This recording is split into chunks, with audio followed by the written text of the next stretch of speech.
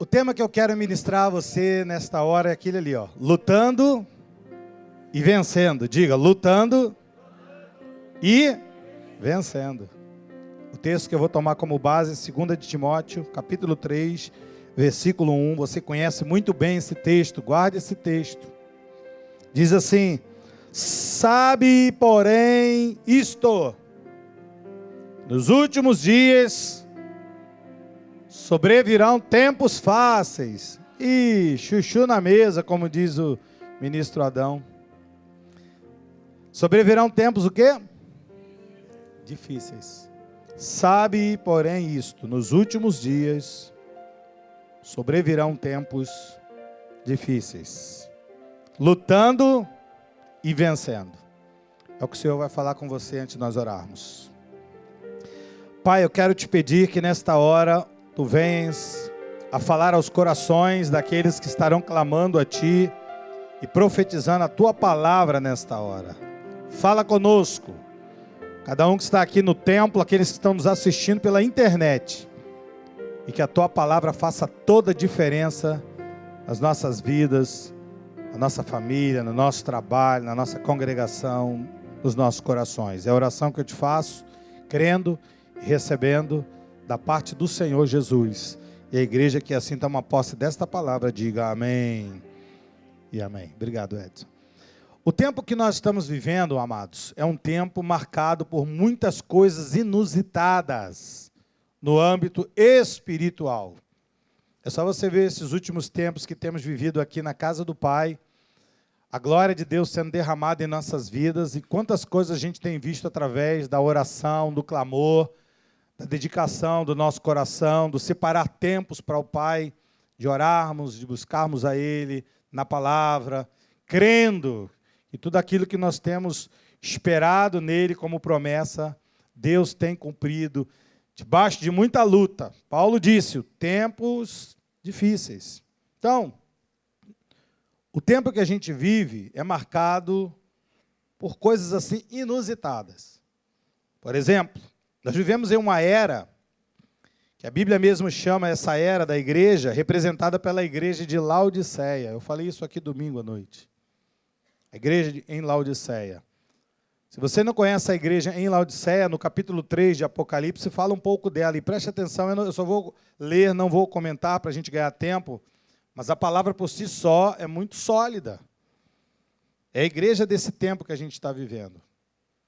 Ao anjo da igreja em Laodiceia escreve ao anjo da igreja e diz: essas coisas diz o Amém, a testemunha fiel e verdadeira, o princípio da criação de Deus. É Jesus que está falando para a igreja em Laodiceia. Ele diz assim: conheço as tuas obras. Que obras são essas? Que nem és frio e nem és quente. Quem dera que fosse frio e quente. Quem dera que fosse ou frio ou quente. Quem dera que fosse frio ou quente. Assim, porque és morno, não és frio nem quente, estou a ponto de vomitar-te da minha boca. Um detalhe aqui, quem disse isso foi Jesus, a testemunha fiel e verdadeira. Não faça espelho disso, não entenda de outra forma, é Jesus mesmo que está falando. Não sou eu e não é ninguém, a não ser o próprio Deus. Ele disse: se você não vive uma vida quente, ou se de repente você é uma pessoa fria, mas se você vive aquele pé lá, um pecado, aquela coisa assim, sou crente, mas sabe como é que é, você é morno, vive por graça, mas vive debaixo de um legalismo total, porque eu descobri que há muitos crentes que dizem que vivem por graça, mas vivem debaixo de legalismo, vivem debaixo de tacão, vivem debaixo de situações que não existem nem na Bíblia. Então, você tem que entender essas coisas. Você fica uma vida morna. E Jesus está falando, morno, eu vou vomitar. Amados, todo mundo aqui entende que um vômito é uma coisa muito ruim, suja, fedorenta e ninguém gosta. Então o Senhor está falando, está me dando náusea. Esse tratar da igreja. E ele continua dizendo, 17, pois diz, estou rico, estou abastado, não preciso de nada. Aí o Senhor diz, vocês nem sabem que são infelizes. Olha que palavra pesada para uma igreja. Infeliz, sim, vocês são infelizes. Miseráveis, pobres, segue nu. Miserável, pobre, segue nu. Aconselho-te que de mim compres ouro refinado pelo fogo para te enriqueceres, vestiduras brancas para vestires, a fim de que não seja manifesta a vergonha da tua nudez, e que compre também colírios para ungir os olhos, a fim de que vejas. Por que ele disse isso? Porque havia todo o ouro do império era feito lá, toda a roupa chique do império era feito lá, não é? E havia lá uma escola de olhos que tinha um colírio, entre aspas, milagroso. Então eles se gabavam disso tudo. Nossa cidade aqui em Laodiceia, nós somos ricos. E ele falou, vocês são infelizes, miseráveis, pobres, cegos e nus.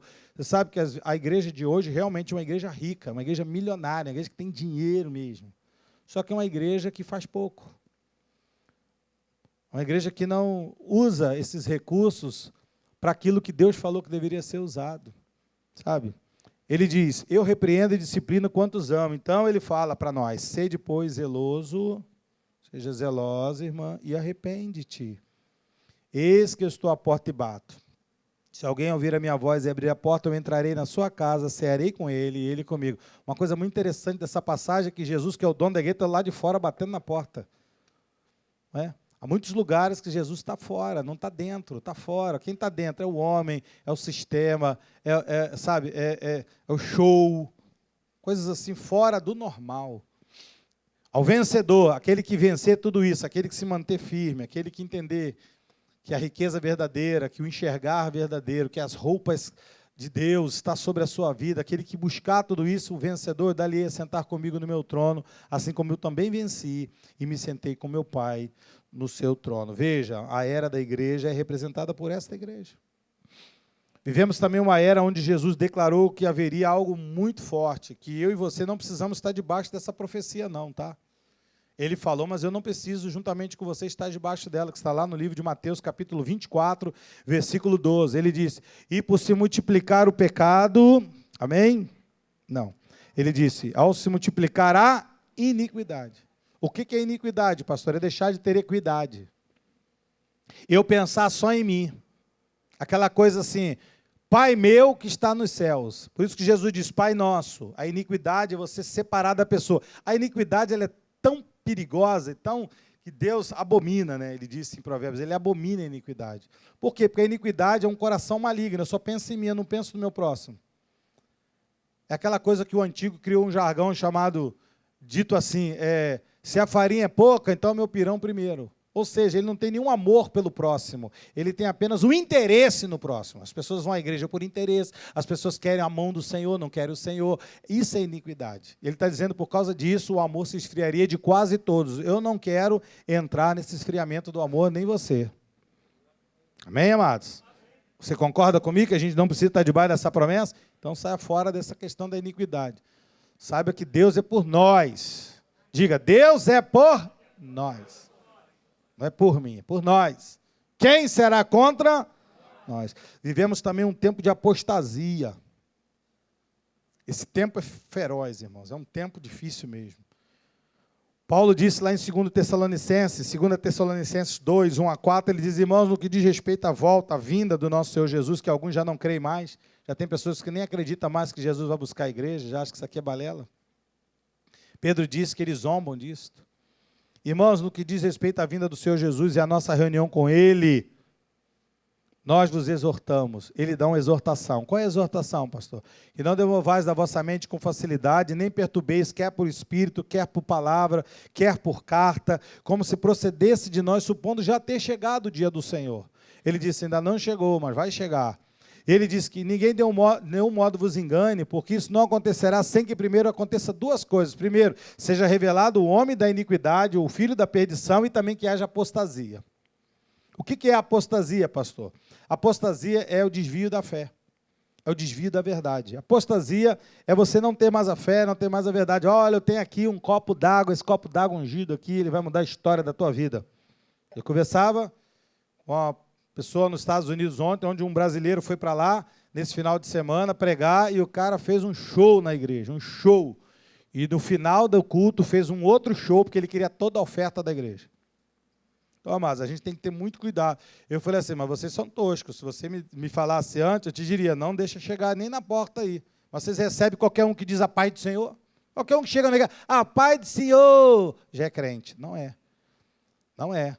João disse, percebe o Espírito, se tem o Espírito de Deus. Não dê boas-vindas a qualquer espírito, porque às vezes são espíritos enganadores. Então, a apostasia. O Senhor vai vir buscar a igreja quando, pastor? Quando a apostasia for algo assim notório, quando tiver assim o caos total. Quando você não saber mais o que é o que.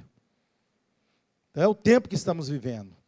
Na época de Paulo, a luta já era grande. Você imagina a vida do apóstolo Paulo? Eu vou colocar só um trechinho da vida dele, só um trechinho da vida do crente Paulo, porque às vezes o crente ele pensa que está dentro da bolha. Bem, se alguém tem direito de estar dentro da bolha, Paulo teria muito mais. Porque ele diz em 2 de Coríntios, no capítulo 11, ele fala assim, olha, 5 vezes recebi dos judeus uma quarentena de açoite menos um. Você sabe o que é açoite romano? Alguém já ouviu falar do açoite romano? Alguém já ouviu falar? É só você perceber naquele filme do Gibson, né?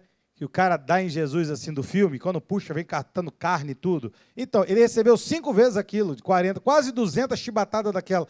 Dizem, Flávio Josefo diz que muitos morreram de tanto tomar açoite, e não chegava nem aos 40. Chegava no 10, já pegava um órgão vital aqui e matava. Paulo tomou 200 disso aqui. Então, eu e você não temos nem desculpa aqui de ficar, pastor, que luta que eu estou vivendo. Bom, eu vou te dar só uma açoitada para tu ver se dói.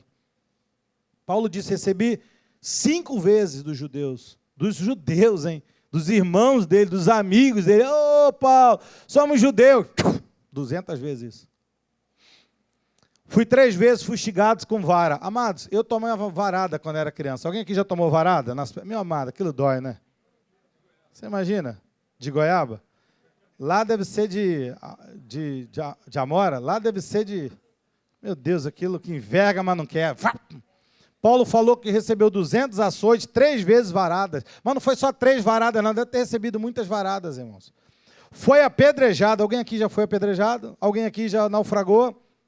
3 vezes, uma noite e um dia passei na voragem do mar, disse ele, em jornadas, muitas vezes, perigo de rios, perigo de salteadores, perigo entre os patrícios, os amigos, os irmãos, os brasileiros, os da casa, perigos entre gentios, perigo na cidade, perigo no deserto, perigo no mar, perigo entre falsos irmãos. Em trabalhos, fadigas, vigílias, sem dormir, cansado muitas vezes, com fome, com sede, jejuns, muitas vezes, frio, e lá faz frio mesmo, aquela área lá do Oriente faz frio, irmãos, nudez, imagina, uma pessoa sem roupa, pouca roupa, no frio. Então, amados, diz o 28, além das coisas exteriores, tudo isso que eu passei, olha agora a preocupação de Paulo. Pastor, eu estou preocupado com isso, não, eu estou preocupado que eu tenho que trocar o pneu do meu carro. Tudo bem que você precisa trocar o pneu do teu carro, que é segurança para a tua vida. Mas, amados, existem coisas maiores, amados. Olha o que ele diz, além de tudo isso, açoites, perigos, traições, fome, nudez, frio, tudo isso, além disso, tudo que pesa sobre mim, diariamente, é a preocupação com as igrejas. Eu acho que a gente deveria também se preocupar com a igreja de Jesus. Clamar por ela, chorar por ela. Aquilo que a gente fez hoje, nesse dia, clamando pela mãe da diaconisa Márcia. Fazer isso sempre. Falar como é que está a igreja, como é que estão os meus irmãos. Parar de reclamar. Tem gente que reclama demais. Sabe por que você não recebe? Porque você murmura muito. Fica quieto. Quando você abrir a boca, fala em mistérios com Deus. As preocupações minhas não se comparam, disse Paulo, com as preocupações que eu tenho da igreja. Isso tudo afloraria, amados. O quê? Uma apatia, um desânimo na igreja. Apostasia, guerras, fomes, tudo isso que nós passamos, né, como uma igreja de hoje que traz tristeza, esfriamento de amor, isso tudo afloraria apatia, desânimo aos crentes, desapercebidos. Porque aquele que está no Senhor, ele faz como Jesus disse lá em Mateus 24, olha para o céu e vede que as coisas estão se cumprindo. Amados, eu olho hoje as coisas, e você sabe que lá em casa, eu tirei televisão, eu tenho YouTube na minha televisão, a internet, eu vejo o YouTube, e eu vou procurando coisas que me agradam, aquilo que eu quero saber, aquilo que eu preciso saber, na hora que eu quero, e do jeito que eu quero. Eu não fico procurando lá, pastor, mas a novela está tão boa, o cara conseguiu trair a mulher dele com a namorada, com a mãe, então um negócio assim, meu Deus! Amado, esquece isso. Isso aí só invade a tua casa trazendo demônio. Busca em Deus. Busca mais em Deus. Todo o tempo vago que você tem, vai orar a Deus. Abre a Bíblia, busca o Senhor. Eu tenho estudado o livro de Isaías. Eu não consegui sair do 9 agora. Parei, voltei de novo, tudo lá no 1 de novo. Falei, Jesus, não estou compreendendo o 9, eu tenho que voltar no 1 de novo. Pastor, por que o senhor faz isso? Porque eu quero compreender o que Deus quer para nós nesses dias. Olha, Deus tem falado tanta coisa aqui em Isaías para conosco, você vai ver. Então, busque o Senhor. Qual o segredo, pastor, para a gente vencer, então? Porque o tema é lutando e não perdendo, é lutando e vencendo. Primeira coisa, o apóstolo Paulo, esse que sofreu tudo isso, tem gabarito, tem unção para falar para a gente, ele vai dizer de algumas coisas. Primeiramente, ele diz para você não desanimar, porque crente desanima muito rápido. Amados, crente desanima muito rápido. Olha o que diz 2 Coríntios 4, 15 a 18. Porque todas as coisas é o quê? Todas as coisas é o quê? Todas as coisas, ok? Pensa numa coisa aí. Todas as coisas. A Bíblia diz, existe por amor de você, cara. Pastor, existe algumas coisas assim na política, na economia. Por amor a nós, Deus está tratando tudo isso. Amém, igreja? Consegue compreender isso ou não? Quem consegue compreender aqui esse primeiro trecho aqui? Porque todas as coisas existem por amor de vós. Então entenda isso. Tudo que Deus fez foi por amor da sua igreja. Para que a graça, multiplicando-se, a graça é crescente, a graça não míngua, a graça é abundante, a graça ela transborda, a graça ela abraça, ela sorri, ela abençoa, ela não toma, ela dá. A graça, multiplicando-se, torne abundantes as ações de graças por meio de muitos. Veja que não eram todos. Paulo sabe que não é todos.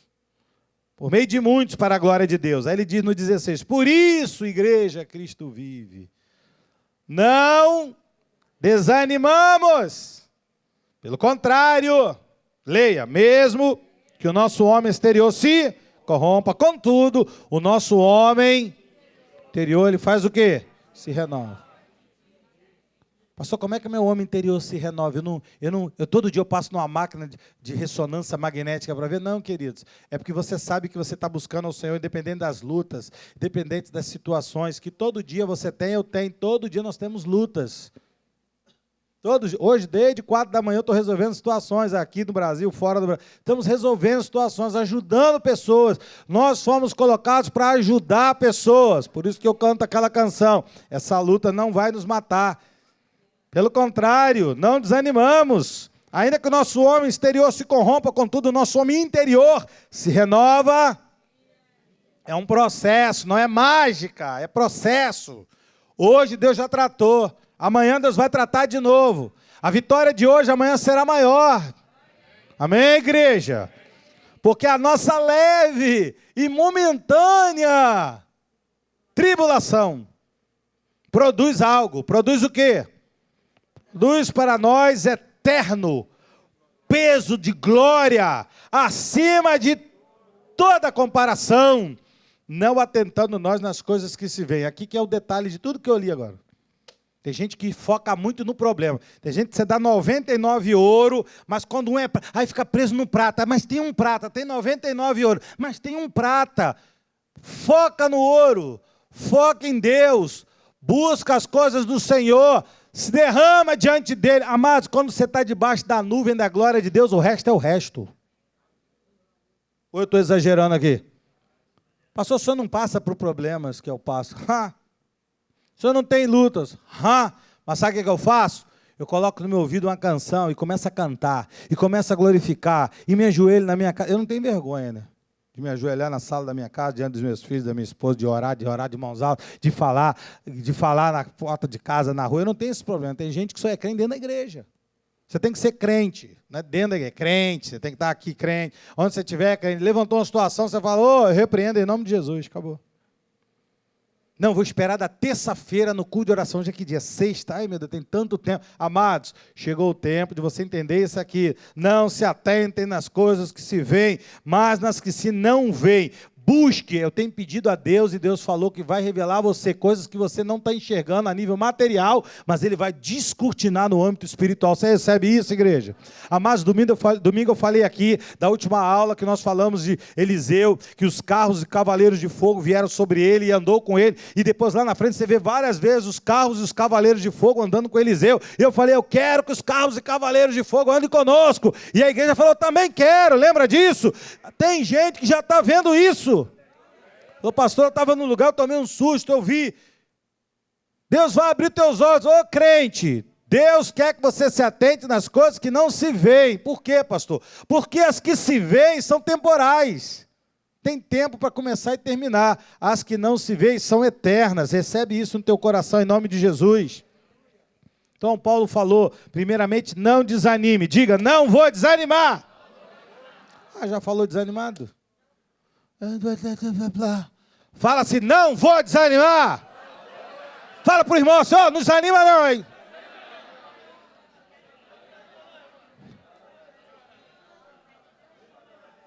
Amém? E para a gente orar, depois de não desanimarmos, temos que batalhar. Deus é Deus de poder, de honra, de glória, de majestade, de autoridade, não é Deus de mágica. Se fosse para ter mágica, não era Jesus, era o Mr. M. É batalha, irmão. E eu cantava quando criança, batalha não é batalha, se não tem provas, se não tem provas, batalha não é batalha. E quanto maior a batalha, maior a vitória. Batalhe diligentemente pela fé. Não desanime e batalhe. Primeiro, você não recua. Não desanime. E depois, avança. Pegou aí? Primeiro, eu não recuo. Mas também eu não recuo e fico parado aqui. Ó, o pastor falou para não recuar, então eu vou ficar aqui. Vou ficar aqui, nesse cantinho aqui. Dá licença aqui, deixa eu ficar aqui. Deixa eu ficar aqui, nesse cantinho aqui. Não, deixa eu ficar mais aqui, porque aqui acho que é melhor. Aqui. Amados, avança, vença, veja a glória de Deus na tua vida. Vou ler 3 passagens para você, para te enfoguetar, para a gente orar aqui, o céu descer aqui, amém? Primeiro Filipenses 3, 13, 14, que você conhece. Paulo disse, irmãos, quanto a mim, eu não julgo tê-lo alcançado ainda, mas uma coisa eu vou fazer. Você também vai fazer, tá? Esquece das coisas que ficam para trás e avança para a questão diante de você. Tem muita coisa diante de você que você fica parado e não avança, não pega. Se você ficar parado, não alcança. Não é? Igual aqueles irmãos aqui, eu descobri que tem uns irmãos aqui na igreja, eu não sei, é coincidência. Essa semana a irmã falou assim, aconteceu isso, a outra também falou, eu falei, tem uns irmãos aqui devagar pra caramba, pega água pra mim lá na geladeira, meu amor. Bota comida pra mim, meu amor. Tem uns irmãos aqui que ficam na sala, vendo lá o seu futebol, e fica pra esposa, dá pra pegar pra mim lá, por favor? E a irmã fica lá com a bandejinha, querida, mais alguma coisa? Levanta lá e vai pegar, irmão. Isso aí, a irmã falou, isso aí. E as irmãs digam amém. Esquecendo das coisas que para trás ficam e avanço, vá atrás. Para que estão diante de você, prossiga para o alvo, prossiga para o prêmio da soberana vocação de Deus em Cristo Jesus. Isso aí te motiva ou desanima? Te motiva ou desanima? Motiva. Tiago 1, 2 a 4 diz, meus irmãos, tende por motivo de toda a nossa alegria passar por várias provações. Tem gente que se passar provações, aí já esquece toda a promessa de Deus, esquece, como é que pode, a gente até orou terça-feira, agora vem a provação, amados, provação você vai ter até o dia que a trombeta tocar e a gente for para a glória. Provação, atribulação, tudo que é vai vir, irmão.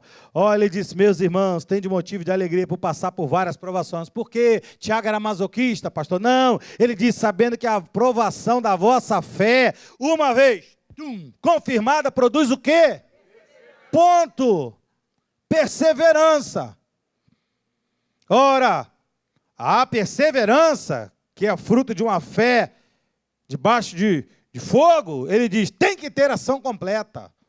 Amados, né?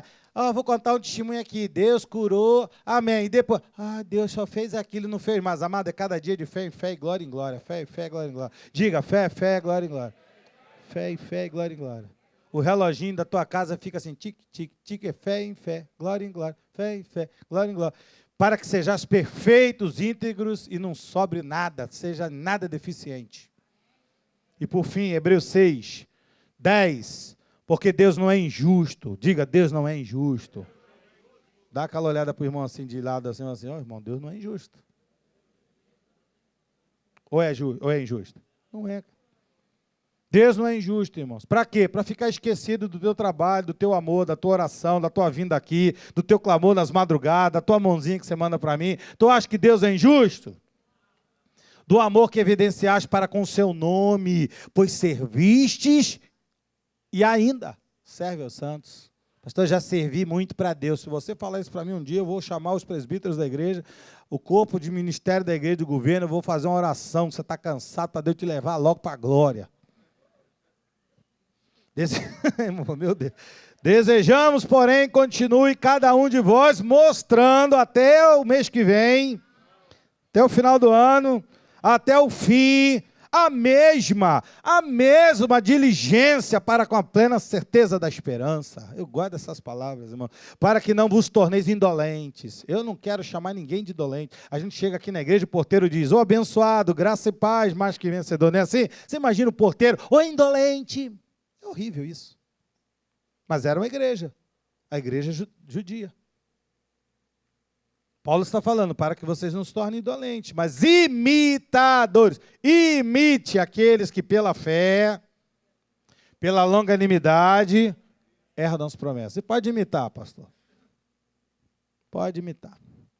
Pode imitar. Pastor, tem pessoas de fé assim, né, que brilham nos olhos. Imita essa pessoa, brilha nos olhos. Pastor, eu gosto quando o irmão faz assim também. Pastor, eu gosto quando o irmão bate o pé também. Pastor, muda o quê? Eu bater o pé, fazer assim com a mão? Depende da tua personalidade. Se você é uma pessoa que não bate pé, para mim, meu amado, eu sou uma pessoa assim, sinestésica em tudo. Tem que me agitar, levantar a mão, tem que falar mais alto, tem que levantar a cabeça, tem que olhar, regalar os olhos, eu tenho que ser assim. Isso mexe no meu interior.